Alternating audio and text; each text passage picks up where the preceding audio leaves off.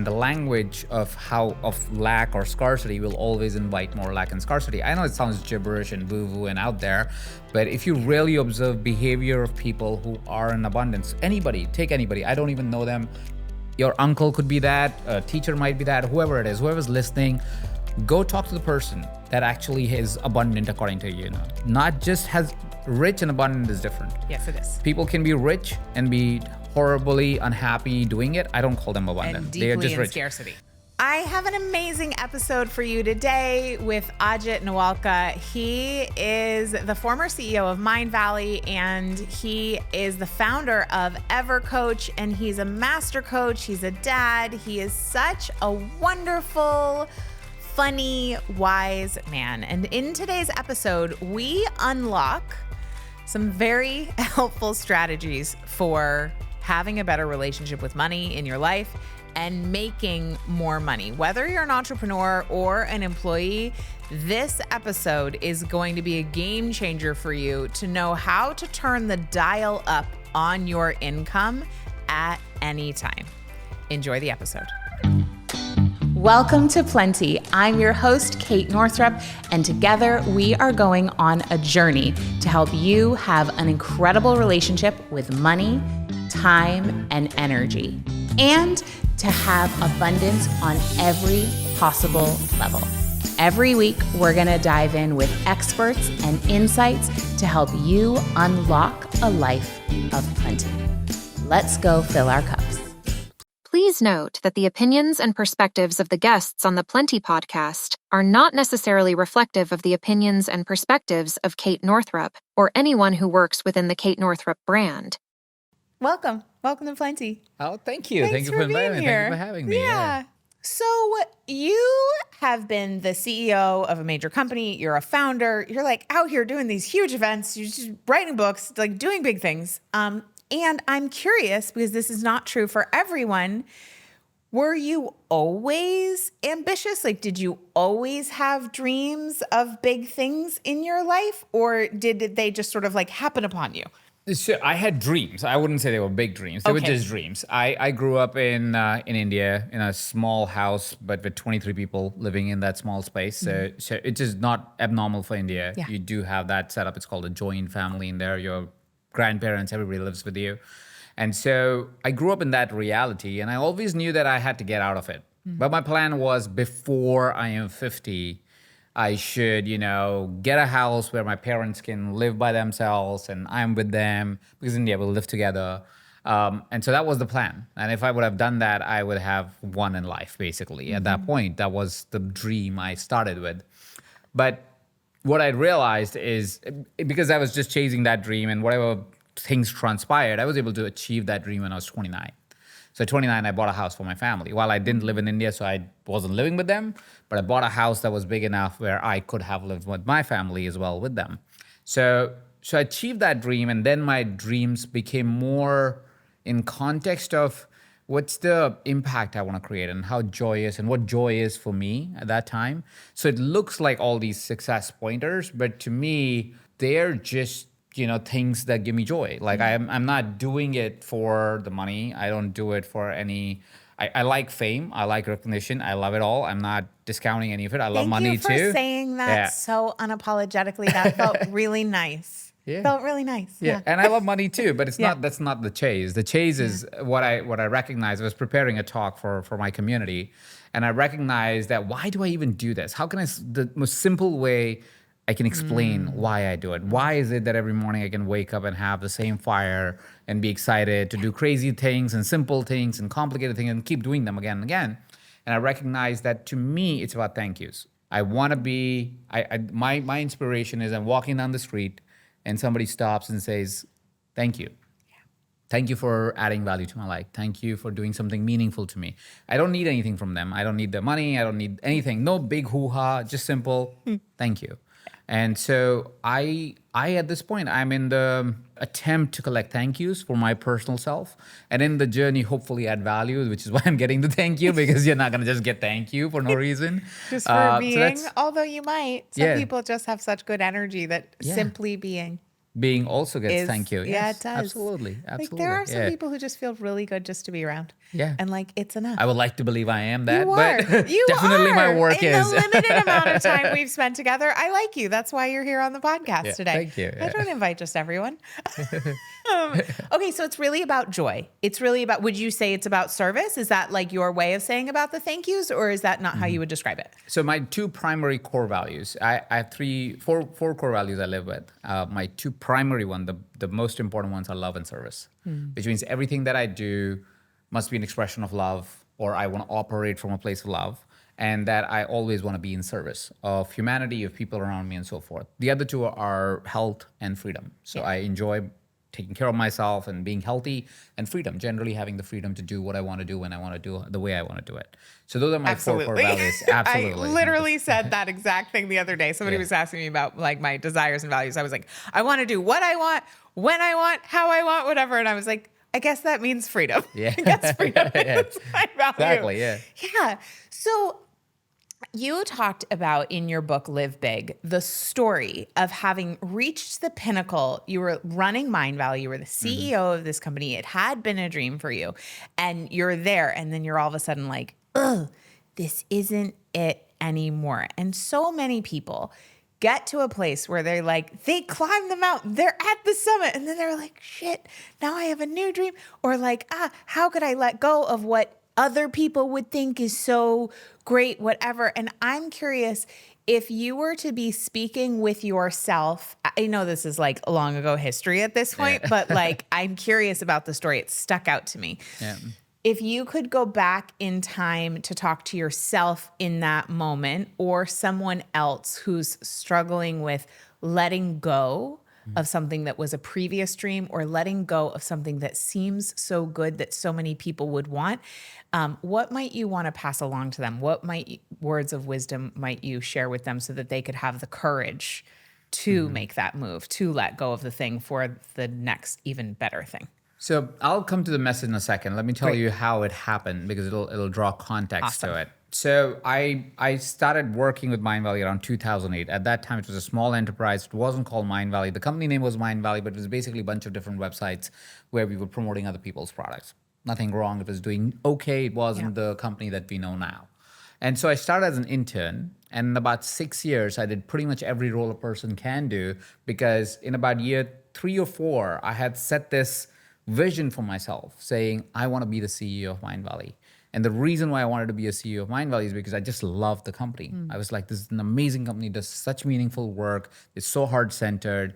I want to be able to run an organization like this, right? So I set myself up to say, that's what I want to be. So guess what I did for the next 2.5, 3 years? You set a vision, and then you go, what is it that needs to align for me to fulfill this vision? Yeah. So I fulfilled the vision. I become the CEO of the company.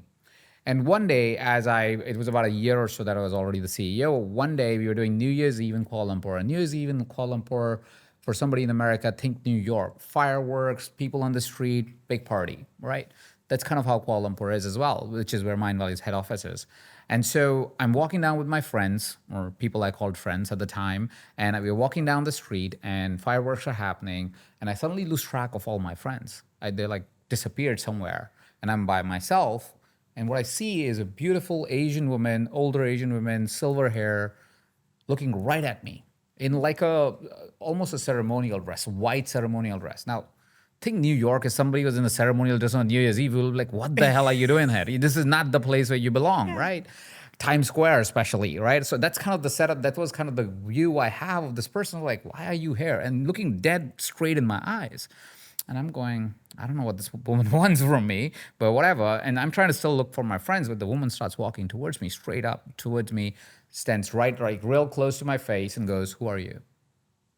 And I was like, that's kind of creepy, right? It's weird. It's like, what are you talking about? Who are you? Like, I'm Ajit. Like, I was like, all right, I don't know. Maybe she knows me and I just don't remember who she is. I'm like, I'm Ajit. And I'm like, no, who are you? Wow. I'm like, I'm Ajit Nawalkha, that's my full name. I'm Indian. She goes, no, who are you? And the only thing I could utter after that was, I'm CEO of Mindvalley. And then she asked again one more time, who are you? And I could not answer that question beyond CEO of Mindvalley. And by the time I looked back at her, she had walked away.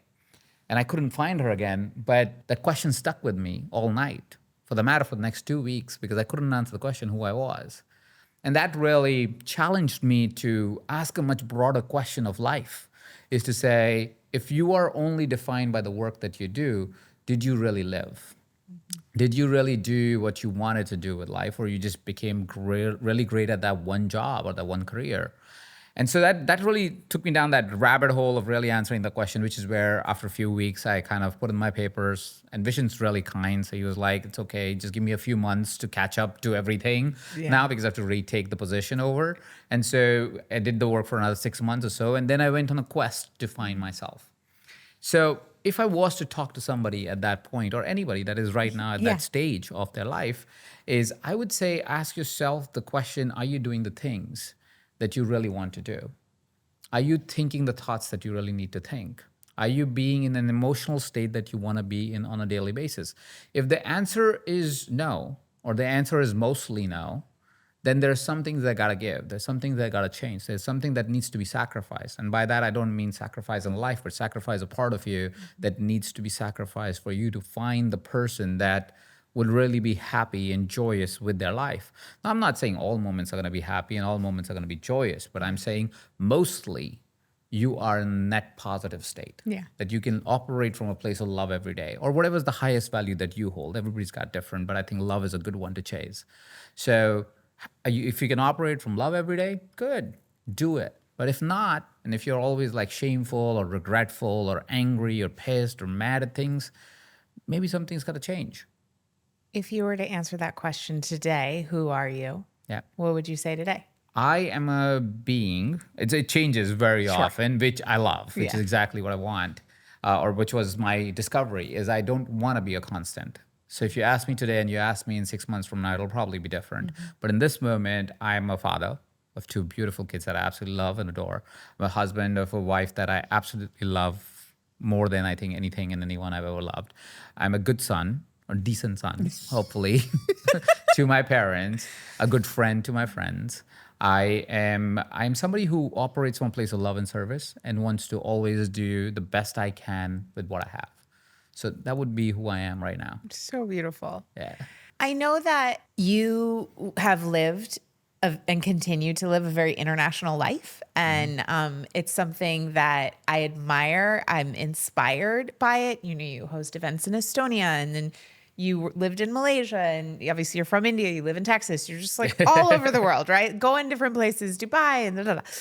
And also as a result of your work, you are interfacing with a lot of different people from a lot of different places. So what are you seeing? 'Cause like I live in the United States. I've always lived in the United States.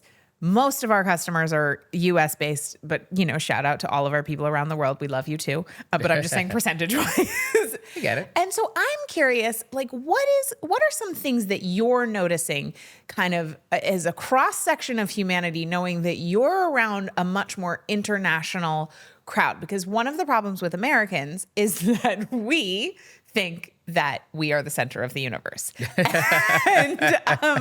And we are not. There's, you know, billions and billions of people from other places. But what are some of the common threads or challenges or opportunities that you're seeing in the people that you interact with that are more of a representation of other places in the world?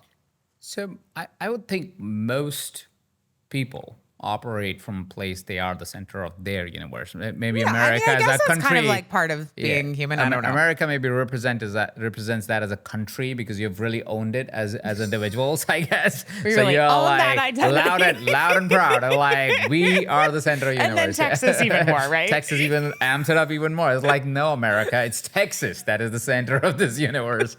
So definitely America owns it a lot more than probably the rest of the world. But individuals, if you look at an individual level, there is very little difference. There's very little difference in context of also work ethic. Like people think there is a particular work ethic that is dominant in one country and not in another country. The context changes. Yeah. So the understanding of hard work changes. But that happens with generations, not just with countries. So the current generation has a different context of what work means to our generation or the generation before us. Yeah. Right? We just change context, but the drive, the intention, the desire for more wealth, the desire for better relationships, the desire for more acceptance, more love, to be seen, to be heard is common. It's common across the globe. We all are called as humanity, I think, to a certain level, to help each other even more, because we feel the plight of each other a little bit more, because we have space, time, a lot more for ourselves available at this point, where we have the space to actually give a damn about somebody else. Right? Previously, we were so busy that we only cared about ourselves, which is why if you look at the world 30 years ago, it was very self-centered. But if you look at the transition right now, or the tipping point right now, while yes, there are self-centered people, more and more individuals are interested in saying, hey, while I win, can we win? Right? We are more and more open to that dialogue. It is, even in America, who's supposedly self-centered, it is not as self-centered as we would think, especially when you interact with them and you try to see what is it that is really calling an individual. I think everybody has very strong sense of contribution right now in society, everywhere in the world. I love that you're seeing that. That feels really hopeful and beautiful. Yeah, it is. World has actually gotten way, way better than what it used to be. I know it doesn't sound like because of social media and all the stuff that we see every day. Yeah. And it corrupts our energy field. But if you really look at it, like I was reading one stat, and I don't know if you're aware of this stat, but in 2008, when the economy crashed for America, I think, and I might get my numbers wrong, so bear with me on that. But the American economy was, I want to say $3 trillion. I could be wrong with that. Actually, I will not say the numbers, but basically 2008, there was size of capital or size of GDP of America was, let's say, 1. In 2023, or 2022, the last data that I checked, the size of economy was 1.5x of it almost. So the economy after that downturn has grown by 50% in a short span of 20 years, not even 20 years, right? That shows that while everybody can say, you know what, everything's so expensive, everything's so, we don't have money, I don't have money. It's not true. If you look at the parity, if you look at the per income gain of every class except the lowest income class in America, it has gone up by at least 50-60%. Really? Yeah. The wealthier got wealthier. Yep. But that's accurate. But there's a reason for it. Like wealthier get wealthier not just because they are wealthier. It's because they practice a science, and more you sit with people who have become wealthy, you will see it's very clear certain things that they follow. So for example, like I call it the 3 L's. The first thing is they love money. They don't come up with any bullshit story around money, or if it does come, they don't talk about it that way. They love other rich people too. They go, oh, you are wealthy, great, can I learn from you? They're not saying they are rich, they're evil. No. They don't have that relationship with it. Secondly, they actually dedicate time to learn about money. Yes. They actually take time out. And lastly, which is more important that I've seen often people falter at, is they know how to linger with money. They can just sit with money. They don't have to spend it. Yes. They don't have to do anything That with it. one is huge. Yeah. Is that something you needed to learn over time, or did you have that last one embedded in you already? I think all my money education has happened through experiences of life. So I didn't have a philosophy. I come from the same story that anybody would say they came from. My people told me, go get a job all my life, because like they were in business and they were not good at it, clearly, because that's why we lived in the way we lived, right? What Clearly kind of business? They were in gemstones. Okay. Yeah, so they had gemstones and they dealt with gemstones, but you could be abundantly wealthy dealing in gemstones, but they couldn't figure it out, right? So they were bad at business. So they said, you should go get a job, go get a degree, go get a job and stay in the job forever, right? That's what you do. It was just the same mindset that somebody would give her, right? Same mindset, rich people are bad. They must have gotten the money because they did something, scammy, something wrong, something that wasn't right. Same story. But, you should take all your wealth and you shouldn't enjoy it. You should just donate it all away, right? And at some level, maybe some things are right, but they're not. They're not helpful to you, right? So I grew up with all of those stories. So for me, it was more of understanding. And my understanding around wealth is not only about wealth.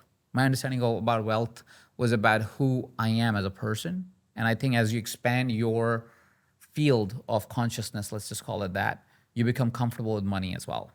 And your consciousness, as it expands, as your vibration increases, I don't know if this is too meta for the podcast. It's not, right? This is great. Okay, great.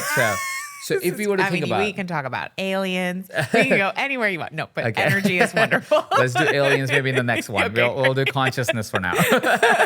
Yeah. So if we were to talk about the field of consciousness that we all have, right? Yeah. We walk around with a sense of vibration, a sense of consciousness that we have, Yes. right? I think it's a function of how you think and how you feel. If I have to really pragmatically put into something, I love right? that definition. Right. It's very specific. Yeah, and the reason is because if you feel better, you will raise your consciousness, right? If you feel, and that's why love is one of my primary values. Because if you go to I'm skipping the name of the doctor. I think Dr. Schwartz is his name, David Schwartz, I want to say, but I could be wrong with the name. But he created the scale of consciousness. Do you know about the scale of consciousness? I know about the emotional frequency scale from Yes. Power versus Yeah. Force, David Hawkins. David Hawkins, yes, Okay. Dr. David Hawkins. Hawkins. That's it. Yeah, Not Hawkins. Hawkins. Yeah. No G. Yep. Yeah. So that gentleman, yes, you Yes. got the name right. So he created that scale. Yeah. And if you look at that scale, it's basically love or above is when you really start to vibrate Love a or place where, above. yeah, it is coincidentally, right? Love or above is the frequency that you want to tap into if you want to really tap into the highest consciousness. Yeah. Right. So if you can get yourself to the state of love every single day, every morning you wake up, you get yourself to that place, the day unfolds the way you want it to unfold. And or even if it doesn't unfold the way you want it to unfold, you have an appreciation and a sense of non-resistance, if I may call it that, to Yeah. what is happening. And when you are not resisting, you are creating. Yeah. Right? You're not creating when you're resisting because you're fighting what the universe wants for you, even if you don't really know the grand plan, but you think you know the grand plan, so you fight it with all your might. But you operate from love or above and you're not fighting it anymore. You're like, no, okay, maybe there is a plan here. Let it unfold the way it needs to unfold. But that's not just the only thing. That's the emotional part of scale that one Yeah. must get to for their consciousness to expand. I think the other is more like the two ends of our life generally, which are our most common thoughts that we have. One are the thoughts that we borrow from the past, right? These are the blocks, if you may call it that. The blocks that you have, the stories your parents told you, a friend told you, experiences you had in life and made up a story about. These are blocks. These are from your past. You borrow it every day to make sense of the world, but you also borrow it every day to create more hindrances for your progress, right? The second one are your fears. The fears are things that you have arbitrarily created because you sat down and you ruminated about why these things will work out or not work out, right? Either of those scenarios created fears for you, and now you feel this constrained by these blocks, these fears, and the emotional frequency that you're in. If you increase the frequency, and you work on your blocks and your fears, your frequency keeps expanding. And so your consciousness keeps expanding. So the bigger your consciousness, the easier it is to create abundance. Yeah. The bigger your consciousness, the easier it is to have abundance of love, abundance of relationships, abundance of money, whatever you want. So yes, there is a function of money that comes, and there are blocks specific to money and fears specific to money. But it's generally about conceptually, if we can understand that, I think we can expand ourselves into whatever frequency we want. Yeah.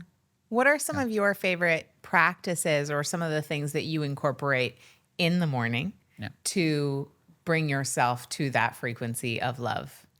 So cuddles. You My said that. children. Cuddles. It's so It's- true, right? When it's you a- have little ones, the cuddles are so Yeah. good. It is so good. I mean, it was started with my wife, cuddles with my wife, but now I unfortunately don't get as many of them. Yeah, well. I'm saying it on camera, on video, Nita. I could use more cuddles. Just making sure it's out there in the universe so I can I can get more of them. I need more of them all the time. I know, that's a rough thing as a mom. I feel very touched out. But I will say, as a mom who has older kids, more is coming back to you. Don't worry. I'm waiting. I'm waiting. I'm ready to throw my children out of my house right now. We're because I want my wife back. we're 3.5 years ahead of you in the parenting journey. So just trust. Okay. Yes, It'll happen. coming back. It'll Okay, but happen. 3 more cuddles years. with your kids. Yeah. Cuddles with my kids. I mean, it's a love-hate relationship I because they know. literally sleep on top of me. But, Literally. like Like literally right in there. You know that there's one of the stories that I have in my life is that I really wanted space. That's why I will buy a house for my family and I'm going to have all this abundance. And the one thing I don't have in my house, I have a 5-bedroom house that we live in. Just like right It's up like, in there. nope, everybody sleeps in the same room on the same side of the bed. Wow. Just in a Because pile. They just love squeezing the crap out of me. It was like universe was like, oh, bro, you are not getting that space. Good luck with that. Interesting. I love it though. I love Yeah. it. So that definitely keeps me in the state of love of personal time with my wife keeps Yeah. me that. Meditation helps me with that. Movement helps me with that. Yeah. So I also think staying in that vibration is not just a one-time thing. You have No. to do it through the entire day. So I have a really good ritualistic practice that I know I've found for me that these are the things that work. Like I wouldn't work more than 45 minutes to an hour stretch. Then I would go 15 minutes, and 15 minutes would be anything. It could be something as simple as I'm just going to watch a funny comedian piece for 15 minutes. Yeah. I'm going to go for a walk right outside my office. I will go talk to my wife for 20 minutes if she's available. I might text some friends. Whatever that is that would get me out of the let's do, but more like be. Yeah. So that's kind of how it is for me. Yeah. I love that. I love that. The morning ritual of cuddles. Yeah. And touch is so important for metabolizing stress. I've been learning so much more about like how we need physical touch and physical closeness with other humans to signal to our body that we are safe. And when we feel safe physically, we are more available to love. So Yes. I love that you're having that. That's so true. No space. No physical space. Okay, so you said in like who you are, you said a good son and then you said a decent son. And I know it was a joke, but I am curious because I know like culturally, especially growing up in a household and in a culture where it's very common that everyone lives together and you stay home and you live together and it's like a much more, communal culture. What has it been like for you to move to another country, to live apart from family, to potentially like lead a different life than maybe you grew up with? Like what's come up for you? What's come up for your family? And how have you navigated that if it's been a thing at all? So it was a thing for a hot minute in my life when I didn't have a partner like the partner I have. So Okay. neither has been a blessing because in the middle, and it is maybe a more a men thing or it could just be my thing, where we find it hard to communicate. We're hard to communicate not only in the bad times, but also good times. It's hard for us to text a friend and say, bro, I won Yeah. today, Yeah. It's also hard for us to say, bro, I really need to talk to you, right? It's just harder. It's just the way we are wired or how our society is. Conditioning, I don't know. Yeah, conditioning. I don't know, whatever it is, but that's just who we are as men. It's a struggle for us. And so I think I called in the perfect partner because it's not a struggle for Nita at all. Like she's naturally a community builder. Yeah. She's naturally someone who would, to the point of annoying you, love you. Where you're like, dude, like, come on, give me like 2 seconds. Like, it's okay. I can feel shit for a second. Yeah. But she's like, just loves on you irrespective of who you are as a person. Like she's just a loving being. And because of that, I learned the power of rebuilding community. So now I feel wherever we go, we have a really strong community, a really strong group of friends, very close to my parents, very close to her family. We are very close to everybody that we possibly can be. And it has happened through in the past 3, 4, 5 years because we had the difficult conversations we needed to have to rebuild the relationship. Because With I think family or with family Yeah. and friends also And friends sometimes. too, yeah. Yeah, friends also. To also honor the boundaries sometimes with friends. Some friends that we felt like, this doesn't feel like it is a good friendship anymore. To be able to have those conversations because I feel great relationships are built on foundation of those difficult conversations because then the person knows you're not gonna hold anything back. You're not gonna hide. You're not. It's so hard, but it's so good. I recently had a very intense conversation with someone that like wouldn't have been in the typical spot of like, they're not a sibling, they're not a parent, they're not like one of my best friends. And it was, I didn't hold back and I was loving and honest and whatever. The freedom on the other side of that conversation was like, could do anything, like anything's available, and realizing the degree to which the things left unsaid will absolutely disintegrate connection, will disintegrate love, really. And so for people, honestly, like myself, for whom difficult conversations, like I just never want to have them. It's not my thing. My husband, he'll just tell anyone anything, anytime. He's just like Mr. Direct, just like boom. And I'm like, ah. So what are some of your best strategies or some of your best wisdom for having those difficult conversations? I mean, I think it's amazing that you had those with some friendships to go deeper. And certainly I don't know anybody who doesn't need to have difficult conversations with family. Oh, yes, absolutely. But can I ask you a question Please. before I get into Yes. it? Did the relationship get better or you ended Way the better. relationship? Like we Right. ended this conversation both saying I love you, which was not necessarily like it's not something I would have said to this person beforehand. I felt it, but it's not like, you know, I have my best girlfriends who I often will end the conversation I love you, but this wasn't one of those relationships before. But now like it brought us closer. Yeah. Which is not always the case, but in this particular case it was. Yeah, and it's not always the case, and it doesn't have to be because that's a good filter for us to know maybe that person is not the right person for us. And Exactly. It was perfectly so okay. clarifying of like what was available in this relationship. I was like, oh, there's a lot available here. Yeah. So I think the reason why I wanted to ask that question is because the comfort that it is okay if this does not last needs to begin, or you need to come from a place of non-attachment, if I may, where you know that this conversation can go both ways and I'll be okay. So any difficult conversation, before you start, you need to be okay with the result of the conversation. You need to be okay that it can go completely wrong and the person may think I'm a total or this person will be in love with me after this because we had this conversation, right? And it has happened both of the ways, Sure. right? So the first thing or the first step is you got to be okay with that. And it's a hard thing to be okay with because a lot of us want to hold on to one more relationship because it's hard to let go, right? But at least my experience of life suggests that I'd rather have a few really good, powerful, intentional, loving friendships than have a lot of meaningless friendships. Because I can go make a friend, I could go to a party and make 20 friends, but is it really when rubber meets the road, is that what I want? Yeah. Like, is this the person I will sit down at the beach and be very happy at the end of our life, just go, you know what, let's spend a day together, just, shooting shit. Like just talk about life we lived and life we are still going to live because I don't think I'm ever going to stop. But I want a friend like that. Yeah. Like there's in the studio, there's a friend of mine that is sitting right here and he's a friend like that. We've been friends for 25 years. Amazing. Right? So that long lasting friendship cannot happen on a ground of, lies or uncertainties or I don't know how you'll respond to this. It's very clear that we could say anything to each other and the other person will always come back with a place of love. You may not agree and that's perfectly okay. But both of us know that, and once you have answered that question, I'm okay if the relationship goes either way. The second step becomes, can I come from a place of love?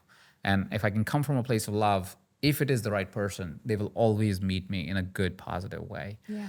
No difficult conversation is actually difficult. It's difficult in our head. Yes, it's so true. Yeah. It's like the lead up is the difficulty, and then actually during the conversation, I mean, there can be a few moments where it's like, but ultimately you're present, you're having the conversation.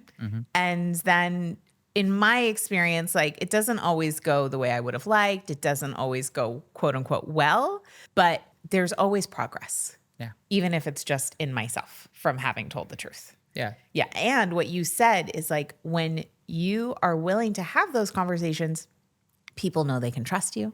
Yeah. People know where you stand. And it just makes it be like more can flow between you. Okay. Which is kind of about integrity. And I'm curious, integrity, alignment. One of the things that I think about a lot, talk to people a lot about is alignment and integrity and honesty when it comes to money. Mm-hmm. And one of the things that I see will repel money from people is secrecy, dishonesty, lies, lack of integrity, lack of alignment. And I'm curious, like that's one thing that I see is like really repellent from, with people with money. I guess I'll just ask you, do you see the same thing? But I want to ask you another question. Like, is there anything you would add about that? No, I think you're right. Yeah. Yes, it's very well, and one of the things you said is that, you're very clear on your 4 values, right? And I would imagine based on what I know about wealth and abundance is that is part of the reason why you are a magnet and are experiencing that because you have that alignment. You're clear on who you are on the inside. Your actions indicate that on the outside. What is 1 or 2 of the things that you see that people do commonly that also repels abundance from them, in addition to possibly misalignment? The biggest is, I think, language is the way they talk. or the way they communicate about money, or just how they talk about it. So if you want money, you want to talk about how you will make more money. Most people talk about how they don't make enough money. Yeah. And the language of lack or scarcity will always invite more lack and scarcity. I know it sounds gibberish and woo-woo and out there, but if you really observe behavior of people who are in abundance, take anybody, I don't even know them. Your uncle could be that, a teacher might be that, whoever it is, whoever's listening, go talk to the person that actually is abundant according to you. Not just has rich and abundant is different. Yes, it is. People can be rich and be horribly unhappy doing it. I don't call them abundant. And They are deeply just in rich. scarcity. Yeah, but that's a very different thing. I don't think anybody wants that in their life. And even the people who have it don't want it in their life. They hope they were out of it. Abundant is different. You can be very, very rich and still be abundant at the same time. And such individuals, always their language is about how can we create more? Not just more money, but more value, more love, Yeah. more service, whatever that is their jive. But they're creating and they're thinking about more. They're not thinking, what am I missing? Right. They don't operate from lack. They only operate from a place of where am I going? What am I creating? And I think most people that struggle with abundance are the ones who say how they're lacking things. And because they always operate from a lack, they keep inviting more lack. They keep inviting more scarcity. So that's one of the things that I think the most common repelling attitude is that. Yeah, you're so right. And one of the things that I notice is when I ask people what they want, they very frequently answer what they don't want. Yeah. So it's it's a perfect example. It's a perfect example. Another thing that I think is there's a lot of one of the things that tends to happen, which repulse abundance from my point of view, is lack of gratitude to what you have. You gotta know, and this hurts some people when I say it, but if you're making X amount of dollars, that's because that's all you deserve right now. Tell me more. That's all you deserve right now, because universe will always compensate you exactly where you are in life. And it doesn't mean you can't have more, but where you are right now, universe has perfectly compensated you for it. Right? So the value you added, you got compensated for it. The delivery of service you did, you got compensated for it, right? And so it will always be in alignment with that. If you want to get compensated more, you got to ask yourself, what do I need to become to be compensated more? What will I need to change? What will I have to shift? What will have to die within me? Right. Not for what do I me? have to do necessarily. No, not Who necessarily. do I have to become? Who do you have to become? What will need to die in me? Yeah, because honestly, doing doesn't create money. It really doesn't. Doing doesn't create money. No, you can't do yourself to become rich, and you can't save yourself to become rich. Those two things don't work. What you'd be is what makes you rich or wealthy or abundant. Abundant, yeah. Or how you generate more is what makes you abundant. And you generate more usually by advancing either your skill level, and everybody has a different abundance definition. Not everybody Yes. wants to be an entrepreneur. No. Right? So not everybody has to start a business to be abundant. For the matter, some of the richest people in the world are not entrepreneurs. They're actually employees, CEOs, and people who are on teams or on boards and so forth, right? So they're very, very wealthy, very, very abundant, have time abundance on their hand, but they never actually started a business. So it's not necessarily about you have to start a business to become wealthy. You can be very wealthy by doing a job and doing it in a way where you're always acquiring a higher value skill. Yes. And that's where people miss. People go, oh, I got the degree, I'm a doctor. No, your higher value skill is a leader. Higher value skill from that is management. Higher value skill from that is being able to think 6 different systems of a company and be able to run all of them. You keep increasing your value, the higher you get paid. The reason why I could go from an intern in 6 years to a high value company like Mindvalley, because even at that time, Mindvalley was doing, when I was CEO of the company, we were doing 40 million in revenue. So it's not a small company. It's a reasonably sized company. Yeah. And I was 31. Wow. Right? And the only difference between me and all the other team members was because I kept upgrading my skills. Yeah. So like I need to be a higher value person for when it is time, somebody will say, you know who should be the CEO of this It company? should be Ajit. Should be Ajit. It was And not you a doubt. took that upon yourself. Yes. Right? It's not like someone was like, hey, Ajit, here's what you need to do. Follow this checklist. You were just like, I'm doing this for me so that I can add value directed from inside. Yeah. I can drive value, and I will always, and this is where I said you need to be comfortable, but you will be rewarded exactly what you have generated in the world. It is perfectly okay. Get grateful for it, get comfortable with it, because it also fights resentment in your body. Because if you think you're getting less than, you are resenting it. You're resenting all the Totally. work you did. You're resenting all the efforts you made. You're resenting the universe. You're resenting consciousness, God, whatever you want to call it. Yeah. and it's not going to help you create. And But if you're resentment is- grateful, yeah. if you're grateful, the state that you operate from is thank you, and now I'm going to go do some more. Yeah. Right? It's a different place. Thank you is an expansive state, and resentment is rooted in scarcity. Okay, so you were the CEO of Mindvalley. You started a company called EverCoach. You do a lot of coaching certifications. You teach coaching. You are a coach. You're just a coaching, it's like amazing, right? You're an amazing master coach. Thank you. Seems like a very simple question, but I really want to know, like, what to you is coaching? Coaching is the art of being able to ask the right questions at the right time, given the space. And why is it important? Because questions are a way to look within. And most people have all the power they need, all the results, all the solutions, all the ideas they need within themselves. Yeah. Most people don't need more education. If you're in 20s, maybe you do. Maybe in your 30s, maybe early 30s you need. But if you've done anything reasonably okay in your 20s, and if you were courageous enough in your early 30s, you have the answer. You may need a little how-to, but that little how-to is available on YouTube or in a program somewhere. Yeah. So you could spend a couple of $1,000, get a trainer, get a teacher, get an instructor, and you can learn it. It's not hard. Yeah. It's not hard. Nothing is difficult in today's time, especially with AI. You don't even have to do half the shit, right? So it's like, no, it's very easy to get the how-to is the easiest part. People make it the biggest deal. It's the easiest part of everything. The thing that we struggle with as human beings, or I have seen people struggle with, is being able to sit with themselves and say, what do they actually want? Yeah. Like I've asked this question and people would give gibberish answers. What do you want? It's like, whatever, whatever the nice thing that they've heard on the internet, and they would repeat it, bro. Like, no, what do you really want? Like, what do you want? The question that I was asked to me, most people can't answer that question. Not correctly, not with purpose, not with intention. They can't be clear about it. If I say, what's your 5-year goal? Most people can't answer that question. Where are you going to be in 20 years from now? You can't answer that question. If you can't answer those questions, how are you going to create it? Right. If you don't know where you're going, you're not going to get there.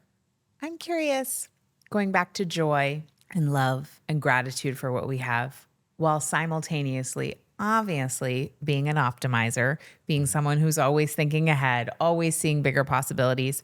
How do you do the dance of being fully present in gratitude for what already is, while also being constantly thinking about what else you're going to create? They're not binary. They actually sit together really well. You can be very grateful for where you are, but always be pulled to a vision of where you're going.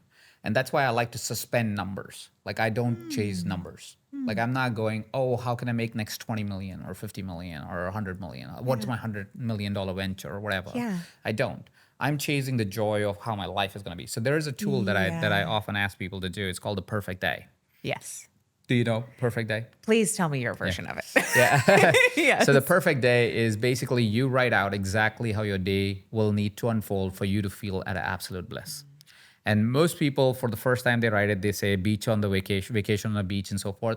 I want you to get past all that bullshit that you tell yourself because of the challenges you have in life. Yeah. But when you actually say it, like, you will be fueled with joy. Yes. You want to do the work. You want to do something meaningful with your life. And you write that perfect day. What you would find is about 50% of the perfect day that most people have, it's already their current day. There's only about 40 to 50% that they need to achieve. When you sit with that, you realize that if I'm so close to my perfect day, there is so much to be grateful for and so little that I have to create. Yeah. Right? And the closer you get to your perfect day, you would see your perfect day walls. Yes. Right? And your perfect day becomes bigger. And there's another 30% gap.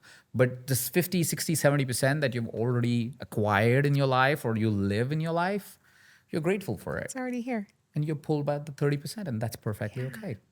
I'm so glad you just said about not doing the numbers on your goals.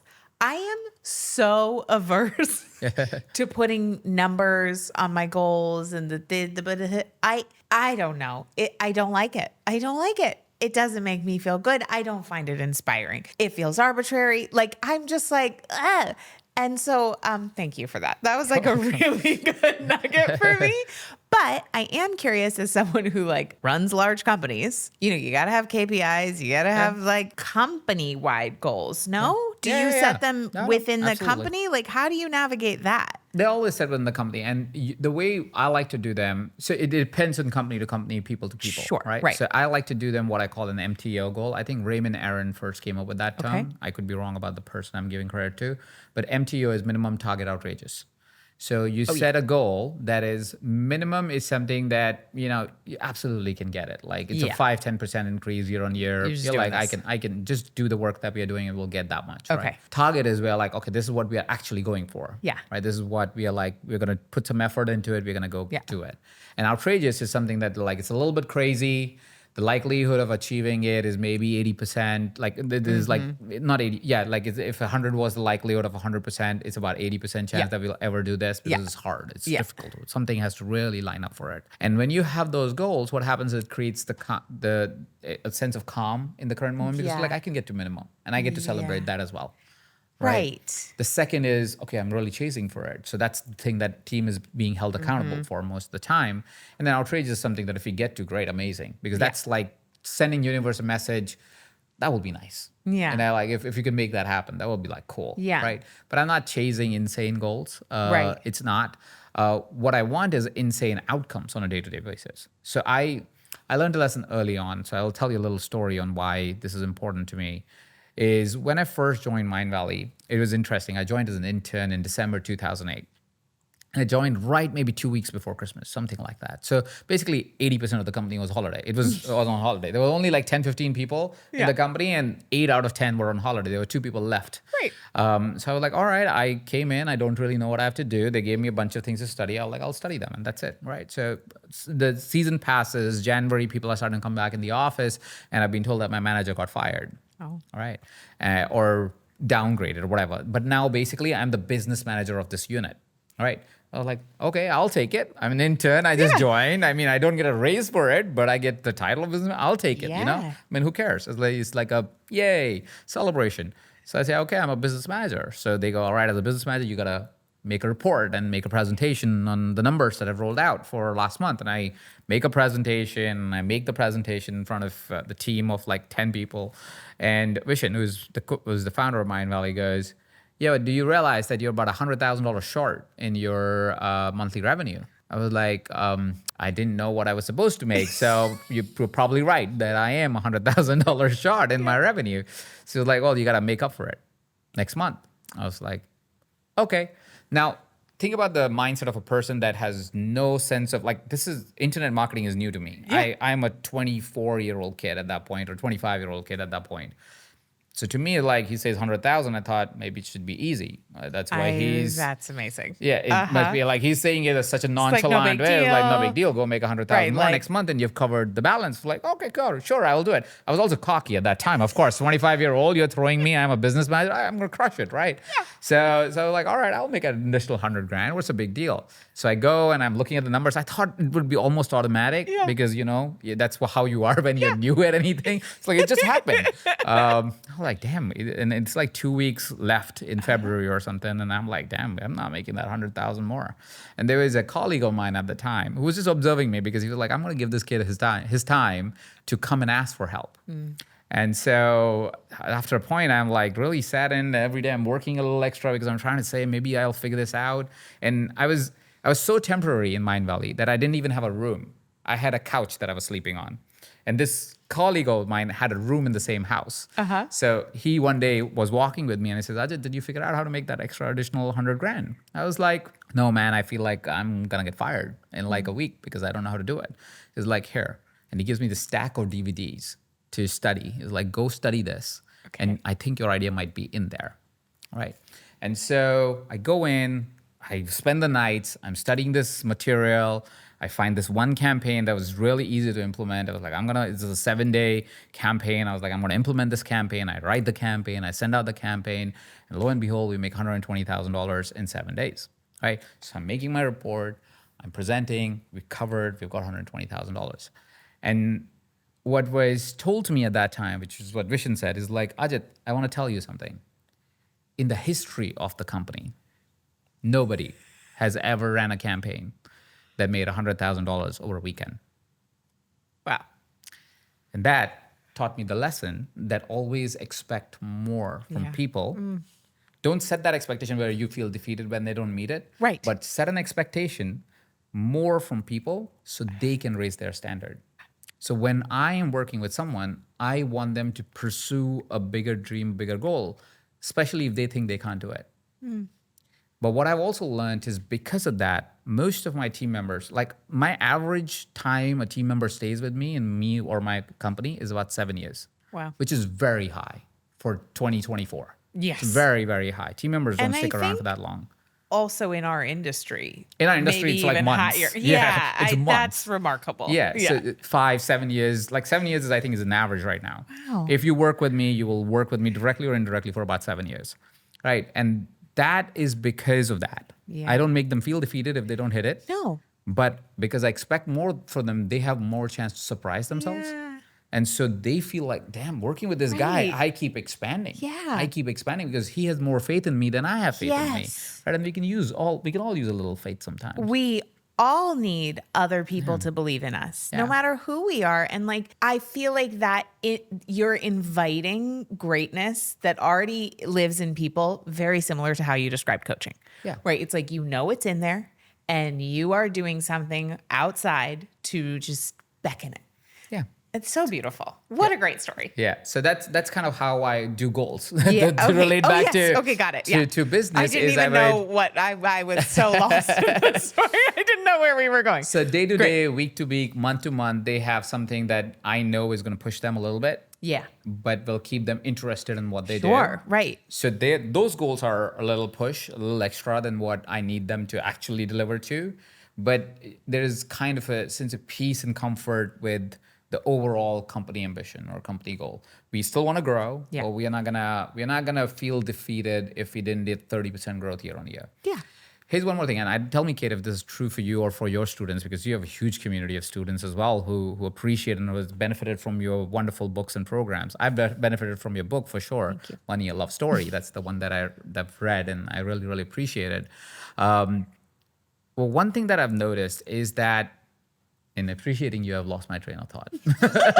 That's what I just realized. What was I talking about?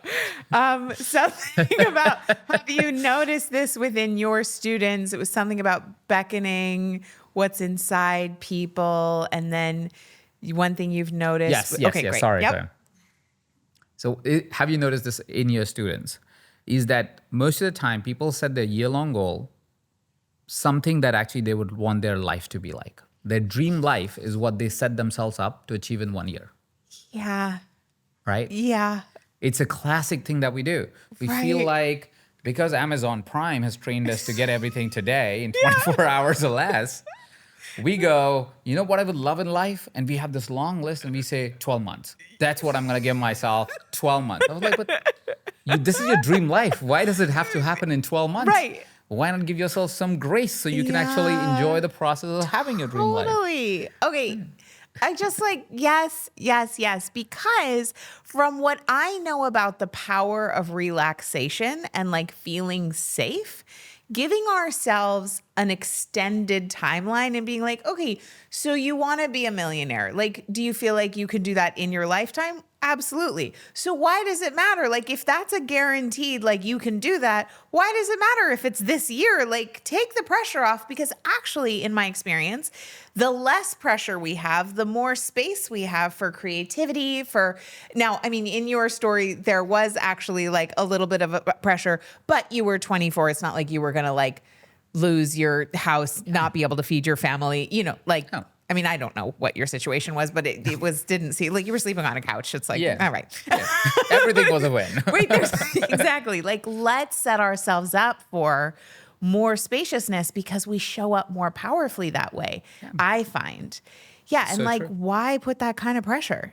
Like, And it's also true, and I tell me if you notice this as well with your students, the more at ease they are, the faster their dreams come true. Yes, because relaxation is like the lubricant of our dreams. And circling back on that, what you said about like building out your dream day and realizing that like most of us already have 50 to 60% of it, that in and of itself, like that feeling of I have arrived already to a large extent, also really fuels our dreams. Yeah. Because it's like, it's already great. Wonderful. Yeah. So like, let's work from there as opposed to working from lack. Which is why I love putting whatever's the goal that anybody has for a year, just put it in 3 years. Great. The Just moment you give push it yourself to more 3, time. you push it in 3 and you will find 80% of your goals will come true in about a year and a half. But it will not come true if you really have a year-long goal, because you'll be so stressed, so anxious, make worse decisions because you'll make short-term decisions.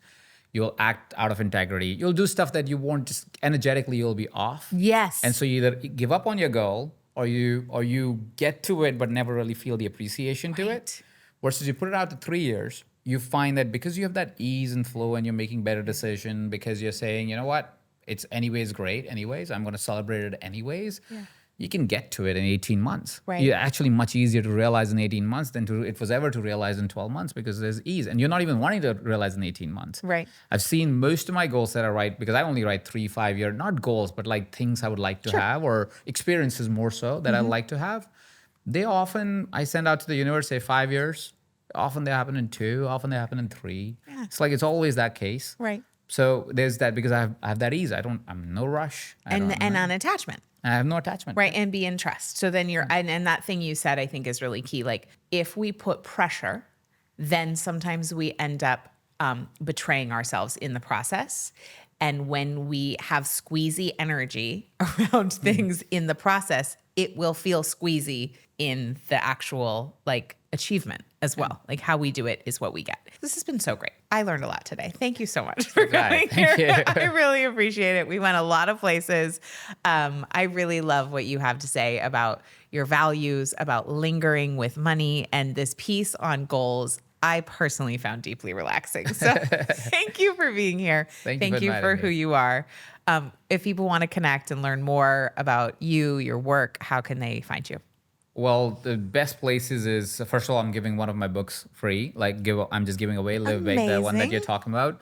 Just go to download Live Big. The PDF version for you is available for free. Absolutely, you can download Live Big is the link. I'll send it Great. and put it in the show notes. And if you want to just follow me on Instagram, it's Real Coach Ajit. That's all it is. Yeah. Amazing. Thank you so much for being here. This was great. Thank you. Thanks for listening to this episode of Plenty. If you enjoyed it, make sure you subscribe, leave a rating, leave a review. That's one of the best ways that you can ensure to spread the abundance of plenty with others. You can even text it to a friend and tell them to listen in. And if you want even more support to expand your abundance, head over to katenorthrup.com/breakthroughs, where you can grab my free money breakthrough guide that details the biggest money breakthroughs from some of the top earning women I know, plus a mini lesson accompanying it with my own biggest money breakthroughs and a nervous system healing tool for you to expand your abundance. Again, that's over at katenorthrup.com/breakthroughs. See you next time.